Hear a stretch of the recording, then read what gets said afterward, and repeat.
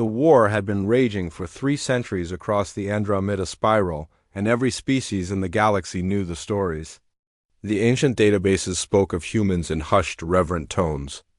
They were the first to achieve faster-than-light travel, the first to establish trade routes between distant systems, and the first to unite dozens of alien civilizations under a single banner of cooperation.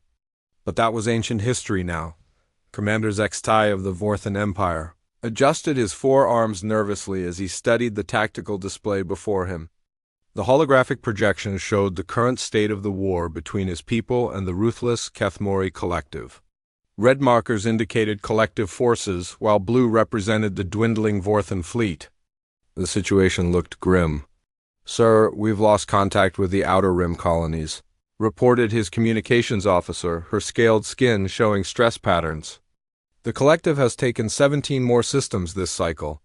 Zextai's mandibles clicked in frustration. The Kethmori were unlike any enemy the galaxy had faced before. They consumed entire worlds, stripping them of resources and leaving behind only dead rock. Their technology seemed almost supernatural, their ships appearing from nowhere and vanishing just as quickly. Worst of all, they showed no interest in negotiation or surrender. "What about the other Alliance members?" Zextai asked, though he already knew the answer. "The Nauthari have retreated to their core worlds. The Epsilon Federation formally surrendered yesterday. We're on our own, sir." The bridge fell silent except for the gentle hum of life support systems. Everyone present understood what this meant. The Vorthan Empire, once proud rulers of 43 star systems, would likely fall within the next few months. Their technology was advanced, but the collective's was beyond anything they could comprehend, Lieutenant Koresh. The youngest officer on the bridge hesitantly raised one of her tentacles. "Sir, what about the human archives?" The old databases mentioned their military capabilities. Surely if they were still around. "The humans vanished 2,000 years ago," Zextai interrupted, though not unkindly. "Every species has looked for them. The best xenorchaeologists in the galaxy have found nothing but empty settlements and abandoned space stations. They're gone, Koresh. We're the galaxy's defenders now." But even as he spoke the words, Zextai couldn't help but wonder. The human ruins scattered throughout known space told stories of incredible engineering feats. Ships the size of moons, weapons that could crack planets, defensive systems that had never been breached. If even half the legends were true, humanity had possessed technology that made current. Galactic civilizations looked primitive. The tactical alarm suddenly blared across the bridge. "Sir, we have incoming collective forces. 12 dreadnoughts and accompanying support vessels. They'll be in firing range in 30 minutes. Zextai looked at his meager fleet of 6 cruisers and 2 badly damaged battleships. They'd fought bravely for months, but this would be their last stand. "All ships prepare for combat. We'll make them pay for every meter of space." As the crew rushed to battle stations, something strange appeared on the long-range sensors. At first, the sensor operator thought it was a malfunction. The readings showed a massive energy signature approaching from the direction of the old Terran core worlds, but that was impossible. Nothing had come from that dead region of space in millennia. "Sir, I'm detecting something unusual," the sensor operator called out, her voice uncertain.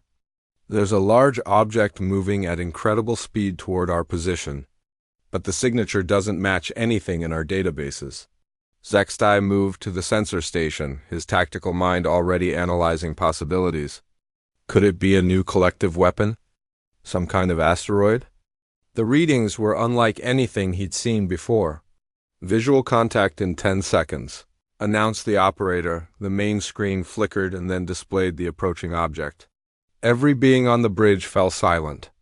It was a ship, but not like any vessel they'd ever seen. Sleek black metal formed angular surfaces that seemed to absorb light rather than reflect it. The design was both beautiful and terrifying, suggesting incredible power held in check by perfect engineering. "By the ancestors," whispered Koresh. "The design matches the archaeological reconstructions." "That's a human ship." The communications array crackled to life with a transmission on an ancient frequency that hadn't been used in 2,000 years. The voice that emerged was calm, professional, and unmistakably human. "This is Captain Sarah Chun of the Terran Defense Force ship Retribution. We've received your distress signals and are moving to assist. Vorthan forces, please clear the engagement zone." Zextai stared at the screen in disbelief. Humans, they were real, they were alive, and they were here. But where had they been? Why had they stayed hidden for so long? And how had they known about the current crisis? "This is Commander Zextai of the Vorthan Empire. Captain Chane, we thought your species was extinct. The galaxy has been searching for humans for 2 millennia.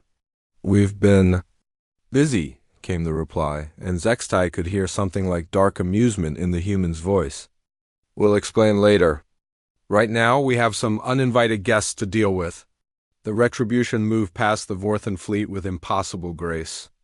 Up close, they could see it was massive, easily 3 times the size of their largest battleship, yet it maneuvered like a fighter craft.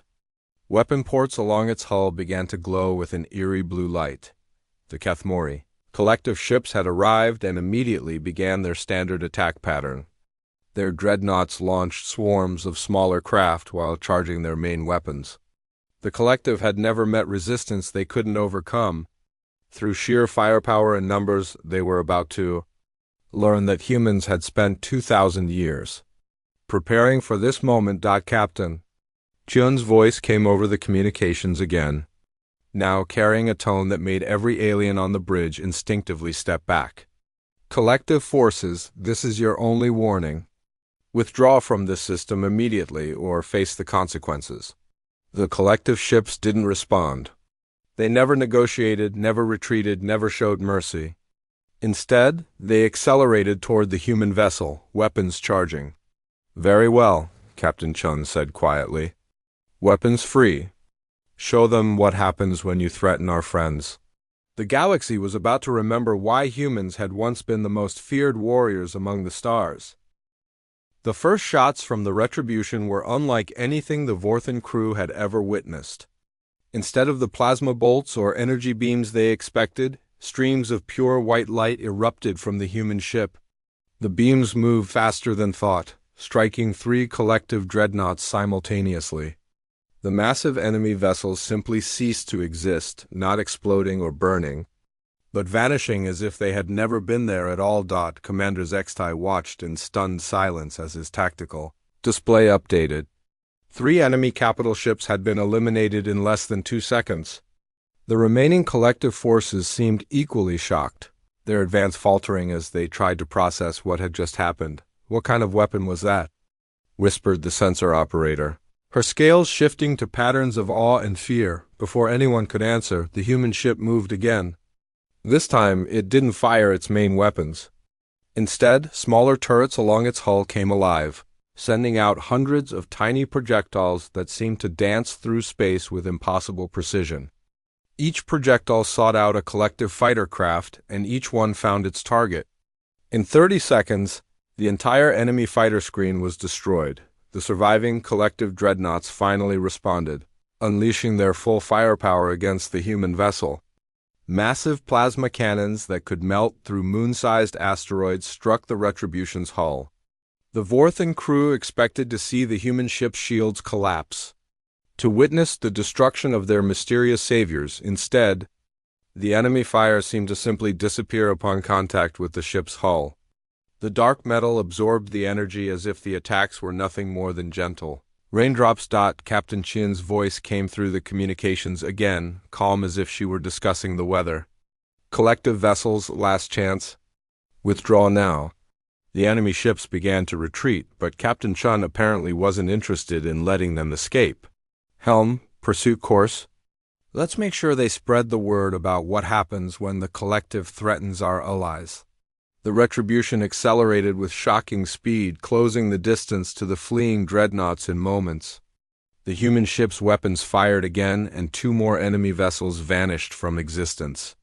The remaining 4 collective ships activated emergency jump drives, fleeing to whatever dark corner of space they had come from. In less than 10 minutes, the human ship had single-handedly destroyed what would have been an extinction-level threat to the Vorthan Empire.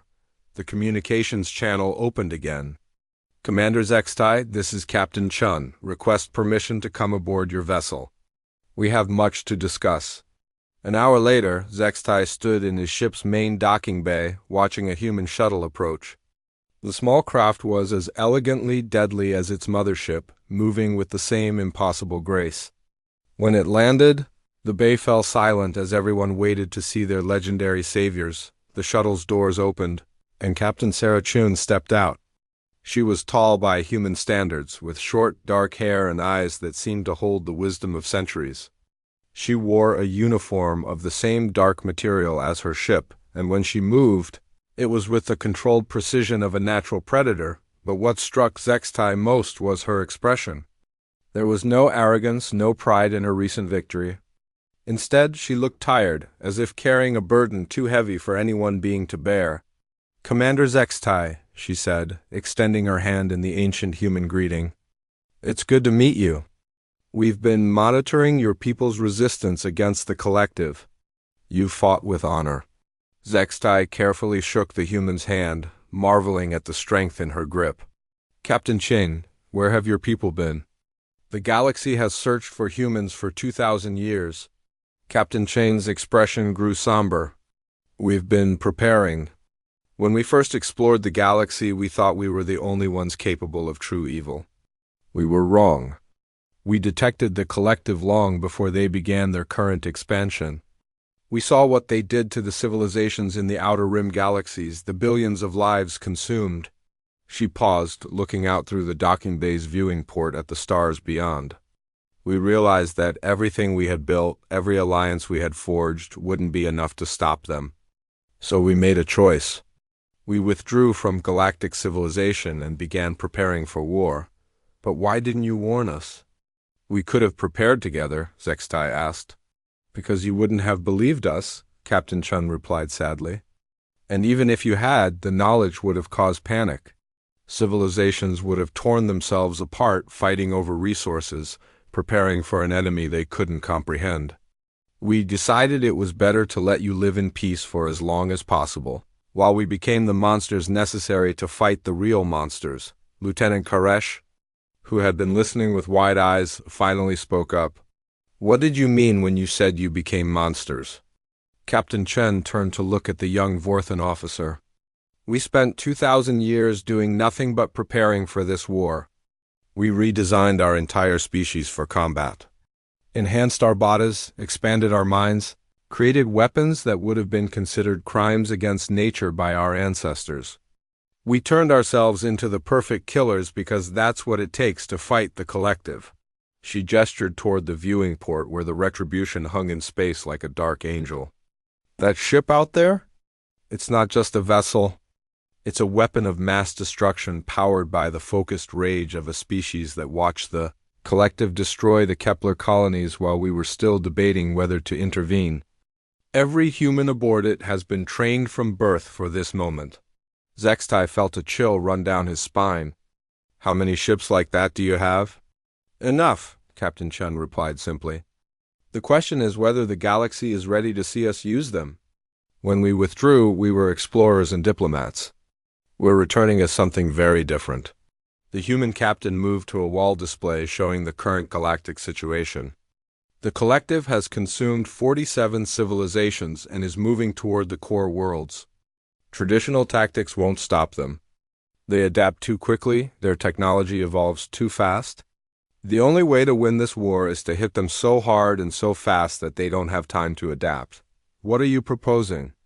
Zextai asked, though he suspected he already knew the answer. "Total war," Captain Chun said, her voice carrying no emotion. "We've identified every collective stronghold, every resource world, every staging area. We're going to destroy them all. Every last ship, every last installation, every trace of their presence in this galaxy." She turned to face the assembled Vorthan officers. "But we won't do it alone. We need the Galactic Alliance to reform, to stand together one last time. Not to fight alongside us, but to be ready for what comes after." "What comes after?"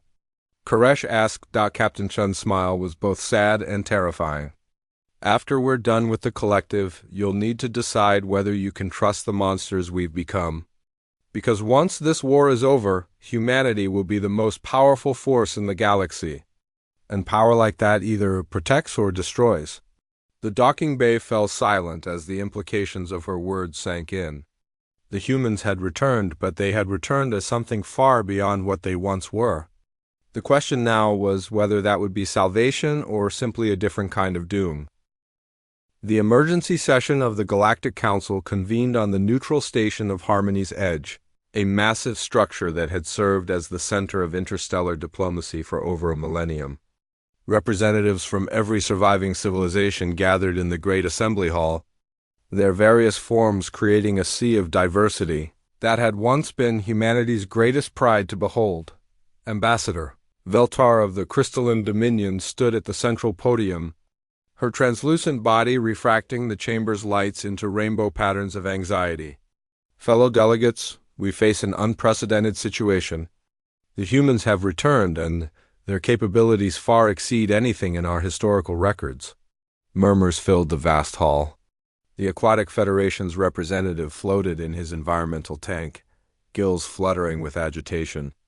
Our deep space sensors detected the energy signatures from the recent battle.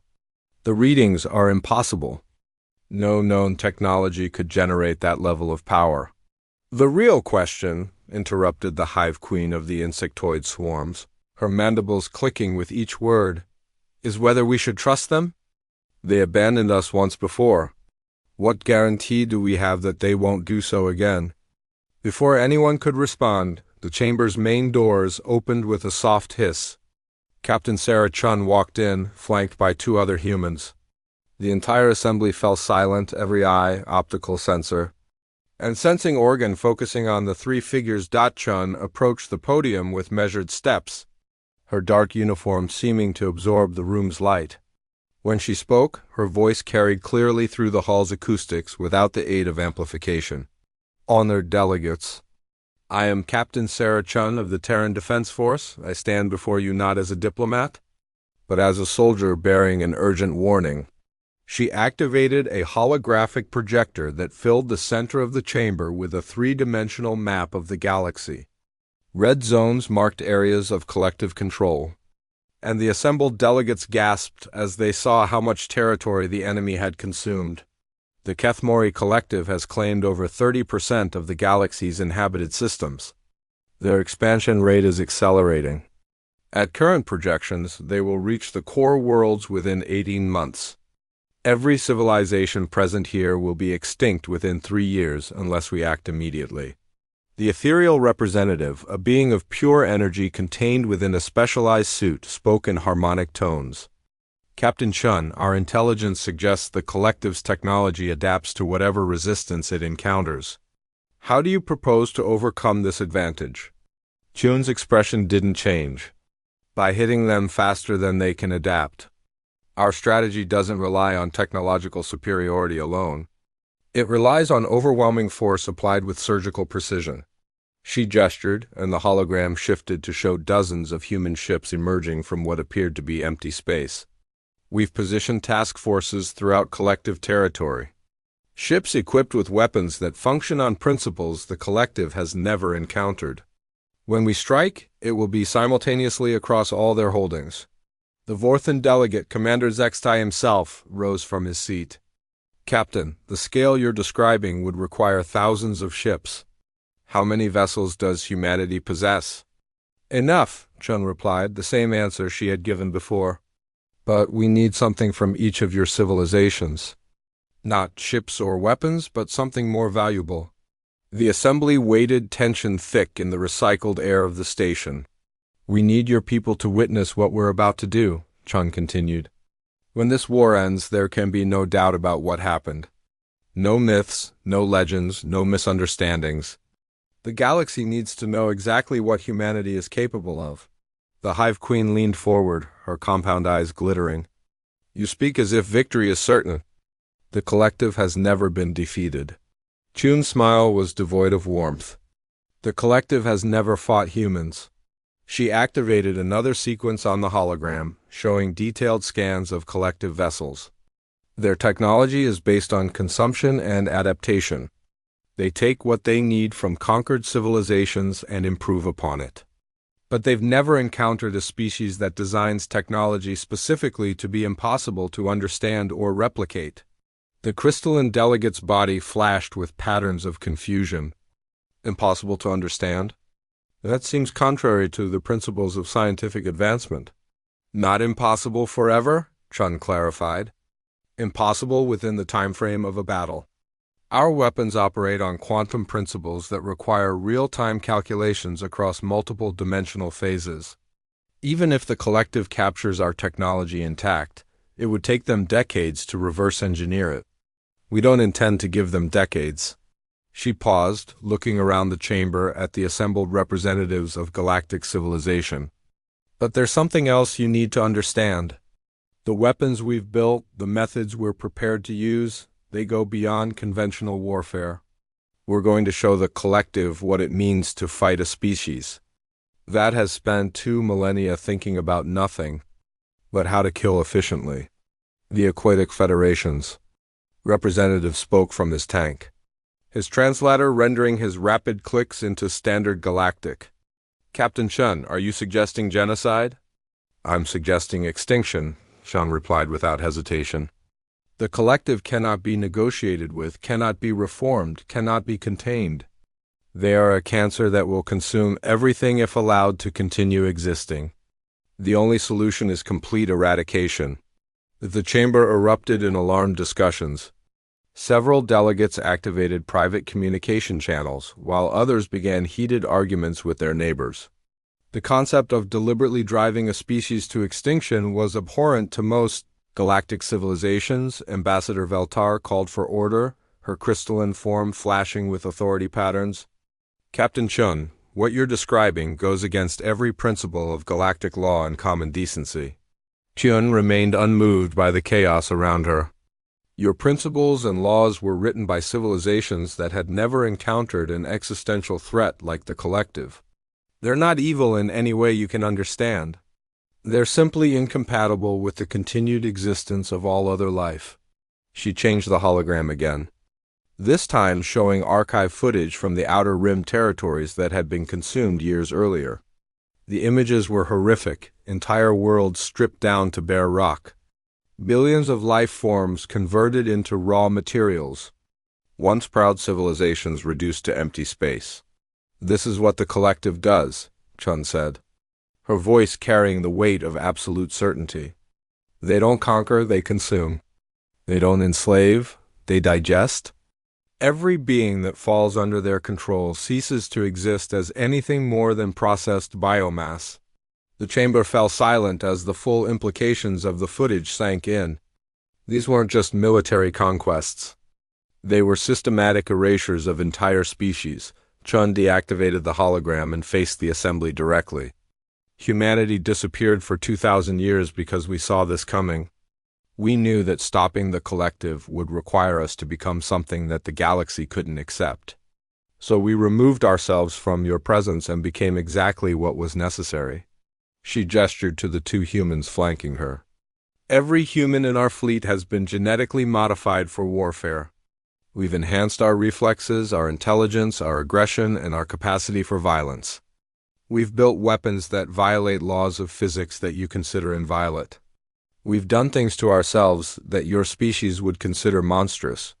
The Hive Queen's voice was barely audible. What have you become? Chun's answer was simple and terrifying. We've become the only thing in the galaxy that the collective should fear. The question now is whether you're prepared to live with the consequences of our victory. The war began at exactly 0800, standard galactic time across 17 different star systems simultaneously. Admiral Marcus Webb stood on the bridge of the TDF Absolute, the flagship of humanity's ghost fleet, watching as his carefully orchestrated plan unfolded across the galaxy. All task forces report ready, Admiral, announced his operations officer, Lieutenant Commander Rosa Martinez.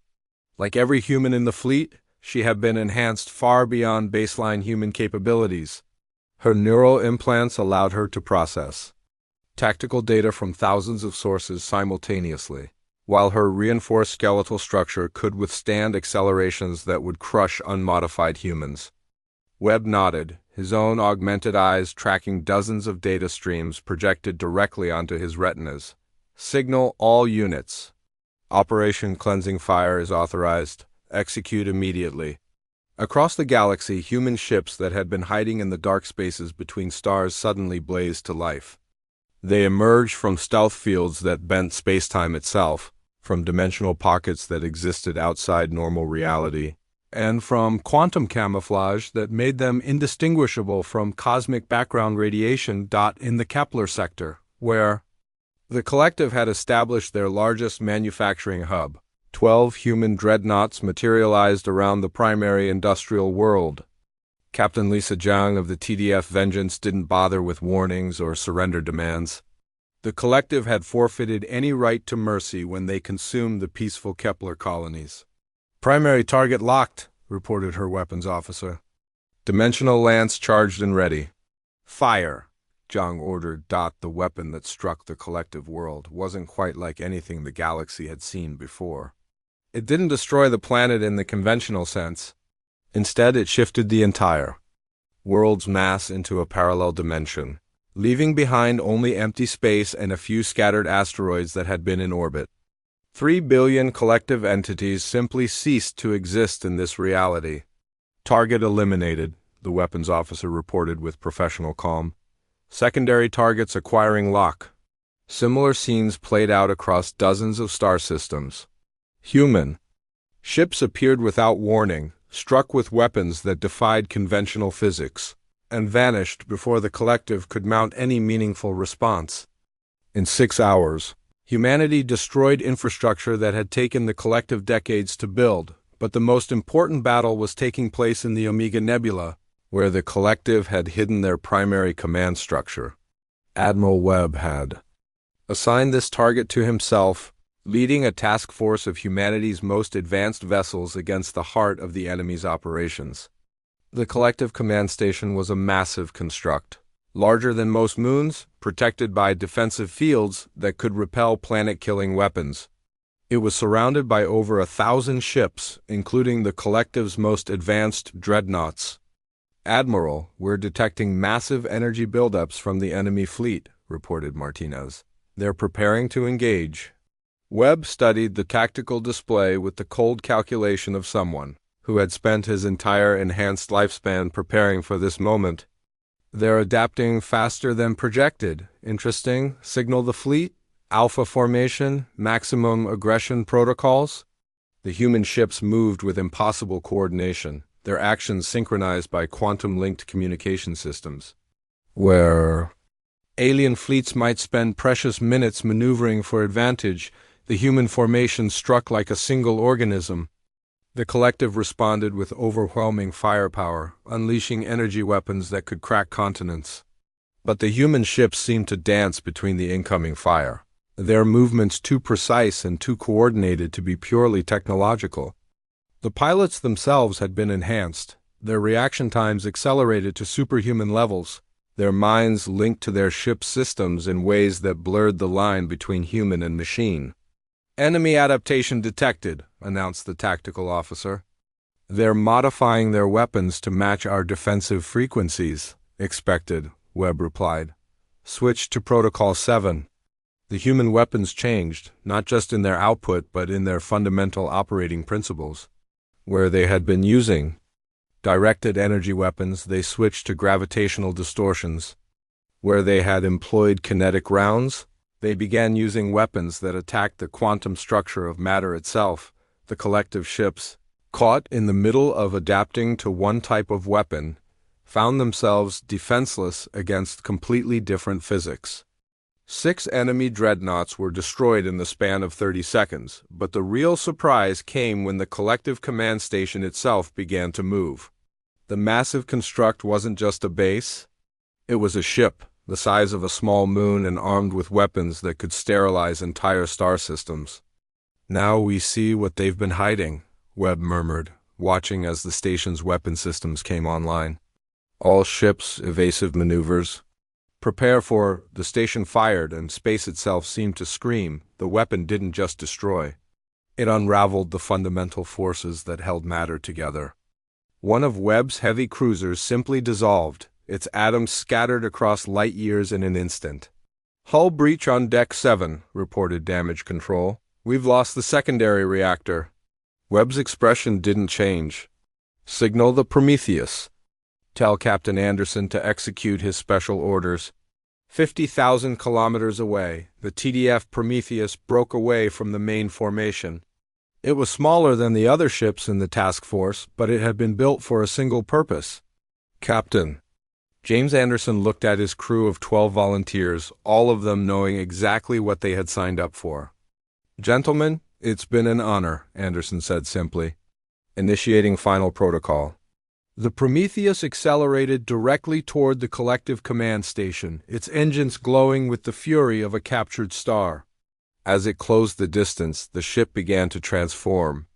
Its hull opened like a flower, revealing the weapon hidden within, a singularity generator. Powered by the ship's own reactor core, the collective station's defenses focused on the approaching vessel, pouring devastating fire into the small ship.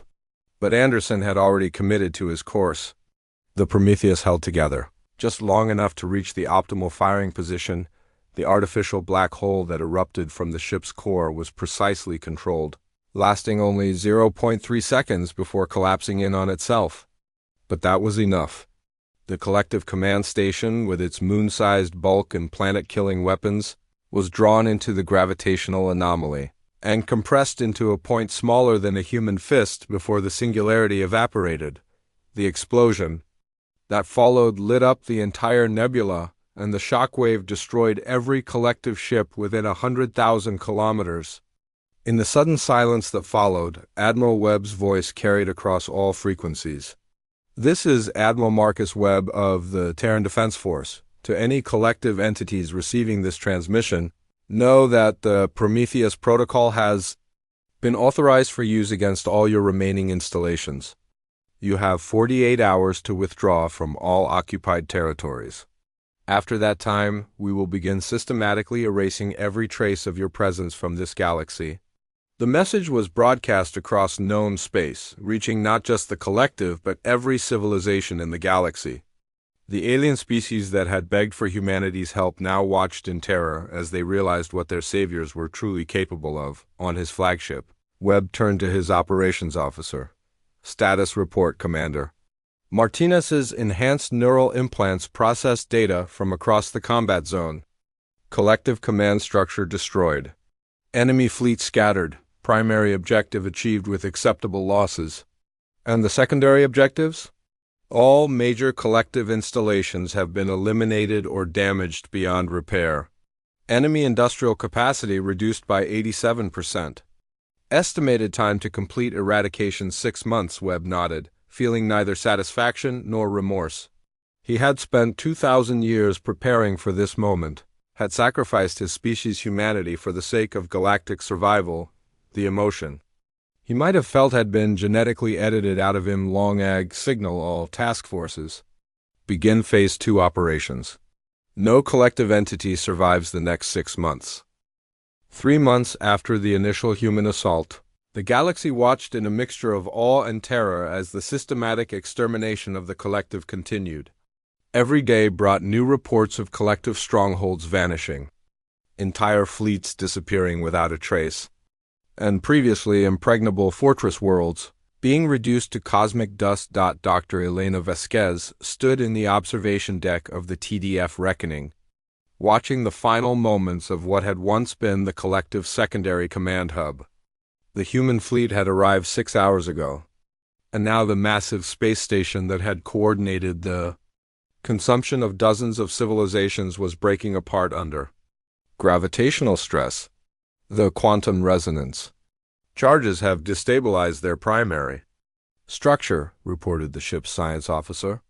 Complete collapse in 30 seconds. Dr. Vasquez nodded, making notes in her personal log.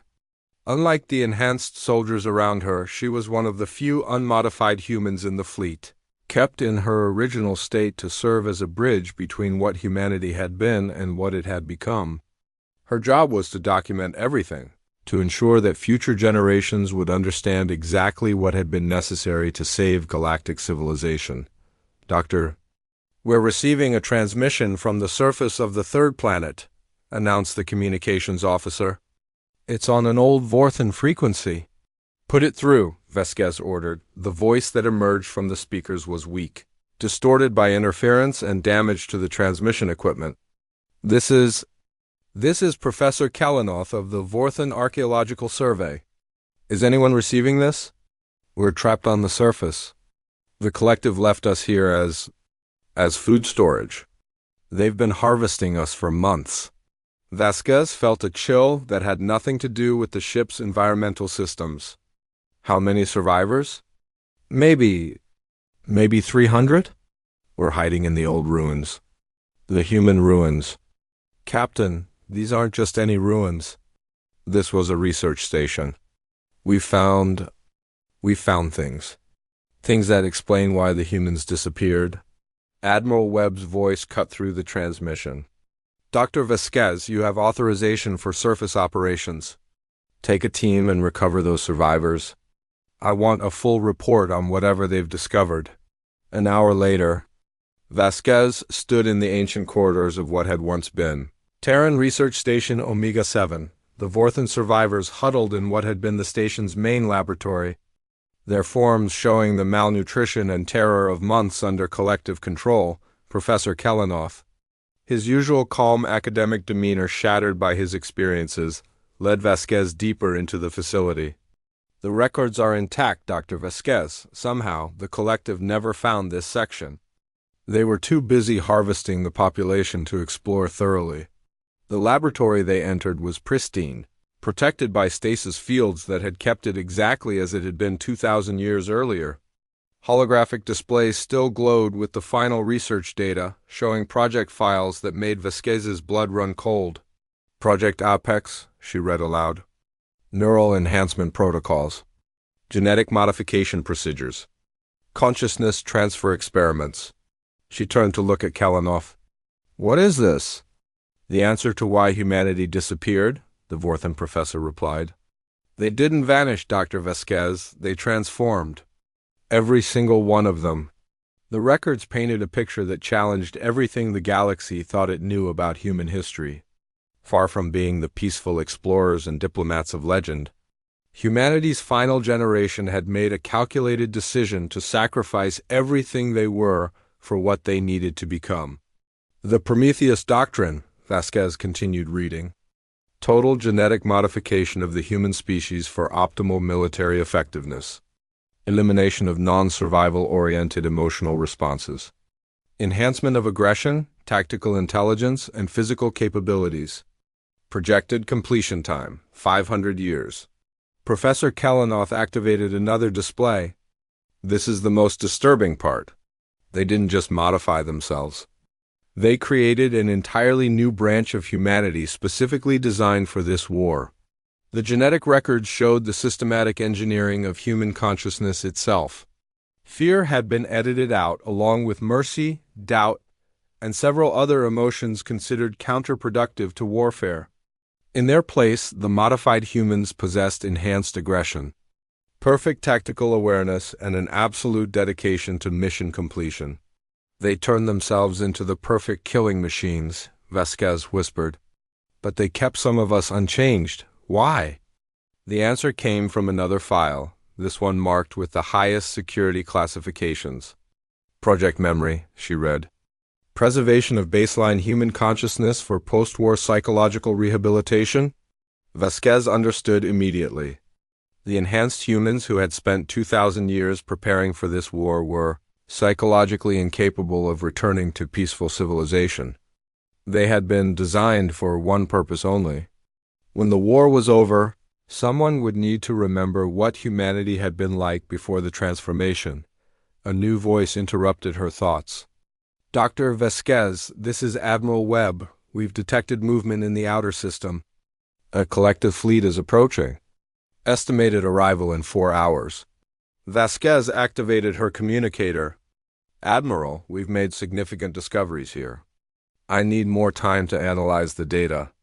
Negative, Doctor. This position is no longer defensible. We're evacuating all personnel immediately. But Professor Kalanoth grabbed her arm.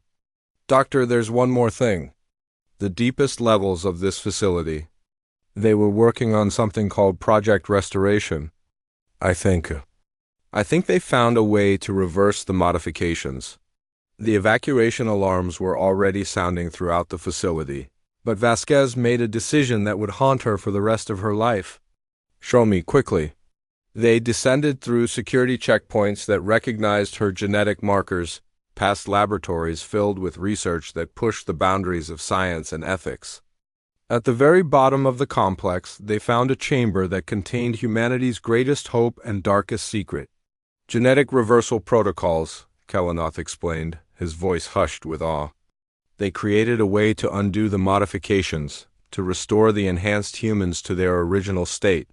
But look at the timeline. Vasquez studied the research notes with growing horror. The process requires 60 years minimum, and it has a 40% survival rate. That's not the worst part, Kalanoth continued. Look at the psychological evaluations. The enhanced humans can't consent to the procedure. Their modified minds are incapable of choosing to give up their combat effectiveness. Someone else has to make that decision for them. The implications were staggering. Humanity had created the perfect weapons to save the galaxy, but they had also created the ultimate guardians who could never choose to step down from their post. The unmodified humans like Vasquez weren't just historians. They were the only ones who could decide when the war was truly over. Dr. Vasquez, immediate evacuation required. Admiral Webb's voice carried a note of urgency that sent chills down her spine. Collective forces are accelerating beyond projected parameters. As they rushed toward the surface, Vasquez grabbed as many data crystals as she could carry. The knowledge contained in this facility would determine not just the outcome of the current war, but the future of humanity itself. When they reached the evacuation shuttle, she found Admiral Webb waiting for her. His enhanced features showed no emotion, but his tactical implants were clearly processing thousands of variables simultaneously. Doctor, report, he ordered. Admiral, we need to talk privately. She looked at the Vorthan survivors boarding the shuttle. And we need to decide what happens when this war is over. Webb's modified consciousness was incapable of understanding her implication, but something in her tone triggered deep-seated protocols. After the mission, Doctor. Right now, we have a war to finish. As their ship jumped to hyperspace, leaving the ancient research station to be consumed by the approaching collective fleet, Vasquez realized the true burden that had been placed on her shoulders. She held the future of two different versions of humanity in her hands, and she would soon have to choose which one deserved to survive. 6 months after the war began, the last collective stronghold fell to human forces. The final battle took place in the Void Sector, where the enemy had retreated to make their last stand among the dark matter streams that had birthed their species eons ago. Admiral Marcus Webb stood on the bridge of the TDF Absolute, watching as the final collective entity was consumed by a controlled singularity. The readouts on his tactical displays showed empty space where moments before a fleet of enemy vessels had fought with desperate fury. All enemy contacts eliminated, reported Lieutenant Commander Martinez. Collective presence in this galaxy has been reduced to 0. Webb nodded, his enhanced mind already processing the implications. Signal all task forces. Operation Cleansing Fire is complete. Begin Protocol 7. Protocol 7 was the systematic sterilization of every world the collective had touched, ensuring that no trace of their biotechnology could ever regenerate. It would take years to complete, but Webb's modified consciousness could conceive of no acceptable alternative. Dr. Elena Vasquez entered the bridge, carrying the data crystals she had recovered from the ancient research station. For 6 months, she had studied the genetic records while the war raged around her, preparing for this moment. Admiral, I need to speak with you about the post-war protocols. Webb's tactical implants registered her tone as indicating high-priority information. Report, Doctor. The war is over, Admiral. The collective is extinct. It's time to discuss Project Restoration. Webb's enhanced mind immediately accessed the relevant files, his consciousness processing the information with mechanical efficiency. Project Restoration is not operationally necessary. The mission parameters do not include post-war modifications to personnel. Admiral, the mission parameters included the preservation of galactic civilization. That means more than just eliminating threats. It means ensuring that the galaxy has a future worth preserving. Around the bridge, the enhanced crew continued their duties with perfect efficiency, but Vasquez could see the subtle signs of their modifications. They showed no joy at their victory, no relief that the war was over, no curiosity about what would come next. They were perfect soldiers who could only understand the world in terms of objectives to be achieved and threats to be neutralized. Doctor, explain the operational significance of your statement, Webb ordered. Vasquez took a deep breath, knowing that she was about to attempt something that might be impossible, convincing beings who had been designed to be incapable of doubt that they needed to change. Admiral, what is your primary directive? Protection of human interests and allied civilizations through application of superior force? And when there are no more threats to protect against? Webb's enhanced mind processed this for several long seconds, clearly struggling with a concept his modifications had never been designed to handle. Threat assessment is ongoing. New threats will emerge. What if they don't? What if the galaxy enters a period of peace that lasts for centuries? What happens to a warrior species when there are no more wars to fight? The question created a cascade of logical conflicts in Webb's enhanced consciousness. His genetic modifications had optimized him for warfare, but they had also included deep-seated protocols for the protection of human civilization. If his very existence became a threat to that civilization, Dr. Vasquez, he said slowly, are you suggesting that enhanced humans represent a potential threat to galactic stability? I'm suggesting that the galaxy has seen what humanity is capable of when we decide something needs to die. Every species in known space is now terrified of us. They're grateful, but they're also afraid. And they have good reason to be afraid. She activated a holographic display showing the war's casualty reports. In 6 months, we eliminated a threat that had been growing for centuries. We demonstrated weapons that can destroy planets, fleets that can appear anywhere without warning, and soldiers who feel no fear, show no mercy, and never retreat. The collective is gone, but the knowledge of what we can do will never be forgotten. Webb processed this information, his tactical implants recognizing the strategic implications. You believe our continued existence in this form represents a destabilizing factor. I believe that peace requires different qualities than war. The galaxy needs protectors, not conquerors. Explorers, not exterminators. Diplomats, not weapons of mass destruction. Vasquez activated the genetic restoration protocols from the research station, displaying the complex procedures required to reverse the enhancements. The original researchers anticipated this moment. They created a way for humanity to return to what we were before the modifications. The survival rate is 40%, Webb stated, his mind immediately grasping the clinical details. 60 years minimum for completion. Psychological resistance from enhanced subjects. The psychological resistance is the key issue, Vasquez agreed. You can't consent to this procedure because your modifications won't let you choose to become less effective. But you can understand the logical necessity. Webb was quiet for a long time, his enhanced consciousness running probability calculations and strategic analyses. Around him, his crew continued their duties, unaware that their commanding officer was contemplating the voluntary extinction of everything they had become. Dr. Vasquez, present your recommendation. Voluntary genetic restoration for all enhanced humans who choose it. Establishment of colonies where the restoration can take place safely. Gradual transition of military responsibilities to unmodified humans and allied species. Complete transparency with the galactic community about what we're doing and why. And if some enhanced humans refuse the procedure? Vasquez had anticipated this question.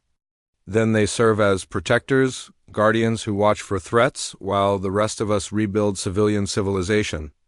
A small warrior class that ensures the galaxy's safety while the majority of humanity returns to what we once were. Webb's modified mind recognized the elegance of the solution. Even as his enhanced instincts rebelled against voluntarily reducing his capabilities, the transition would take centuries. Multiple generations. Yes, but it would demonstrate to the galaxy that humanity can be trusted with power because we're willing to give it up when it's no longer necessary. For the first time since his enhancement, Admiral Marcus Webb felt something that might have been doubt. His genetic modifications had made him the perfect weapon, but they had also made him incapable of being anything else. The woman before him was offering him a chance to become human again, even though his altered mind could barely comprehend what that meant. "Doctor, I cannot make this decision for the entire fleet, but I can recognize its strategic necessity." He turned to face his enhanced crew, beings who had sacrificed their humanity for the sake of galactic survival. "Signal all ships. Prepare for post-war briefings. We have a new mission." 3 years later, Dr. Elena Vasquez stood in the observation deck of the new colony ship Renewal, watching as enhanced humans began the long process of genetic restoration. Some had chosen to remain as guardians, forming the Terran Sentinel Corps that would watch for future threats. But most had made the difficult decision to become human again. Admiral Webb, now undergoing his own restoration, had aged visibly as his enhanced metabolism was gradually returned to normal. The process was painful, dangerous, and irreversible, but he had volunteered anyway. "Any regrets?" Vasquez asked him during one of his lucid periods between treatments. "No," Webb replied, his voice carrying emotions that had been suppressed for 2,000 years. "We saved the galaxy. Now it's time to save ourselves." Outside the viewport, ships from dozens of species worked alongside human vessels, building a new future together. The galaxy had learned that humanity could be trusted with ultimate power because they were willing to give it up. And in that act of sacrifice, the human species had perhaps found something more valuable than the perfect weapons they had once been. The war was over. Peace had a chance. And somewhere among the stars, the descendants of both enhanced and restored humans would write the next chapter of galactic civilization together.